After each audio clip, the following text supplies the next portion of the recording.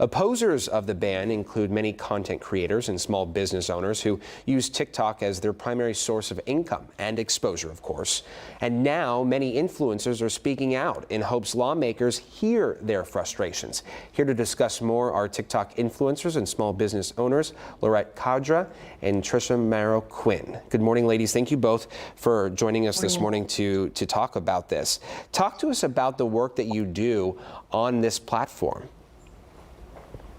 Sure. So, you want to go, Trisha? Oh, you go ahead. Sorry. I am a small business owner with a brick and mortar that also utilizes social media platforms such as TikTok, Facebook, and Instagram. And Trisha, excuse me? Yes. I retired as a dance teacher and took on TikTok influencing as my full-time job. So this is my only source of income at the moment. And so this is something that you depend on?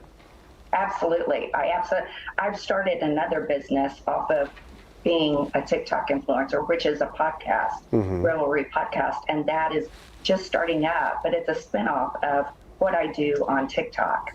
So I'm going to ask you both this question, and your responses might be different, but I'm interested to hear. So obviously the House passed this bill yesterday. It's now headed to the Senate. If the Senate passes, that's TBD at this point. President Biden says if it does pass, he's going to sign this into effect. Of course, ByteDance has 6 months to divest this platform. But what are your thoughts on where we're at today? Do you have concerns on this being a national threat to our security? And if so, what's your message to lawmakers? I ultimately will respect the outcome that they decide, but it is a huge part of our social lives. It started as just a entertainment for me. And now I am entertaining others, and I get multiple messages a day, how uplifting I am and how happy I make people. And I distract them from their thoughts, you know? So I will ultimately respect the decision. I hope it doesn't come to that. I really hope it doesn't. Laurette? I say, look at that small business owner that can afford a brick and mortar. And this is not only, as Trisha said, their primary source of income. This is their only source of income. And I respect, the concern of the security threats. I get that. I understand that. But it's more than that. It is an outlet that a lot of us as business owners, influencers use to share joy and laughter, and also a form of income as well. Now, can you take the business, your way of life, on this platform, TikTok specifically, and move it to another social media platform and have the same success? I'm going to say no. I have way more followers on TikTok, 4.4 million, versus Instagram, I have 1 million. So it's not the same. The opportunities that I have on TikTok with brands and promoting is so different than Instagram, Meta. Yeah. And a good example is where TikTok, through their TikTok shop, you can reach thousands and thousands of people 24 hours a day. You could do the same on Instagram and Facebook. It just doesn't go as viral, and the algorithm doesn't work the same as it does on TikTok. So is it possible? Yes. It'll be a lot slower to reach that success.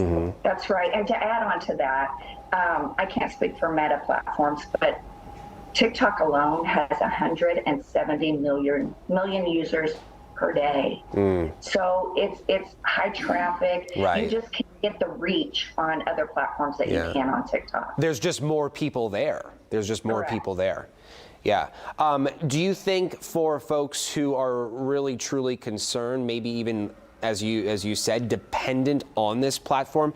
Do you think this is a wake-up call for them to start cross-pollinating as best as they can their following on TikTok to move them over to a platform that is not being targeted at the moment?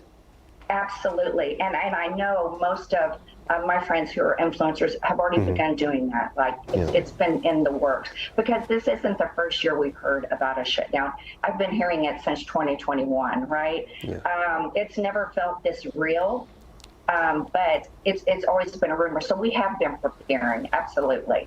Yeah. But just like you said, you know, you said, you used the words "at the moment." You know, what happens if in the near future a ban is on Meta and Facebook and Instagram? I just feel like it all falls under our freedom of speech. Again, I completely understand the security concerns. I just hope that Congress and Senate and the White House look at the big picture and how it is useful for so many other ways. Yeah, it's fascinating. Yesterday, as this vote was taking place, we were talking about how this and who this impacts. Everybody from everyday people to influencers, small business owners, and elected officials from both sides of the aisle. Now, we understand this bill that has been passed in the House, it has bipartisan support. It's moving on to the Senate, but that means we're seeing politicians from both sides of the aisle turn to this platform that they're now saying is a national security threat. And so I found that to be fascinating. It's an election year. It's a big election year, of course, and so it's very interesting to see people's perspectives, especially those who we've elected to office, and their thoughts. It is interesting, and this is, you know, a new kind of era with social media, and that's something that I spoke about yesterday. You know, doing business today is not the same as doing business 40 years ago. You know, social media platforms are essential to small businesses and large businesses and influencers and creators. It's not how it used to be in past decades. Yeah. Trisha, anything else you'd like to say before we? Nope, that's it. Thank you so much for having us. Yeah, no, Thank you so much. Yeah, thank you for your time, Lorette and Trisha both. We appreciate it.